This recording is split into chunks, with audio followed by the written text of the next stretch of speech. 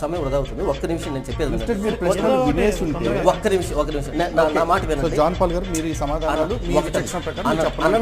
కాదు ఒక్క నిమిషం. ఇప్పుడు 6 ప్రశ్నలు ఉన్నాయి కదా, ఇంటూ 2 వేసుకుని 12 మినిట్స్ నా టైం ఇస్తే ఫినిష్ చేసేస్తాను. నాకు ఈ 15 మినిట్స్ కావాలి, ఎందుకంటే ఇది చెప్పాలి కదా. సో ఇప్పుడు కరుణాకర్ గారిని మీరు అడిగినప్పుడు నెక్స్ట్ టైం ఆయన కూడా నాకు కొంచెం ఎక్స్ట్రా టైం అస్సలు కావాలి అంటే అప్పుడు ఆయన సమయంలో చెప్పుకుంటాడు ఆయన. ఇది నా ఇంత నిన్న లేని సంప్రదాయం ఈరోజు వచ్చింది. ఇది కూడా ఈ రోజు ఆయన టైంలో అడిగిన ప్రశ్నలకి మీ టైం లోపల మీరు కరుణాకర్ గారు చెప్పాల్సిన రాగానే ఒక వాటిని- మాట అన్నారు, ఏమని ఈ రోజు ఉదయం సమయం నాకు ఇప్పుడు వస్తుందా అని ఆయన అడిగారు. అడిగితే ఉదయం రాదని చెప్పారు.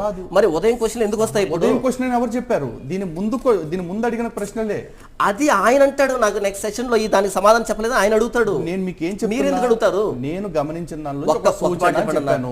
నేను కూడా డిబేట్ చేస్తానంటే గనక మీరు కూర్చోండి, మన ఇద్దరు మాట్లాడుకుందాం. అలా కాకుండా నాకు ఉద్దేశాలు ఆపాదించే ప్రయత్నం అలా చేస్తున్నారు తప్ప కాకుండా నా ఉద్దేశాన్ని అర్థం ఆయన చేసుకునే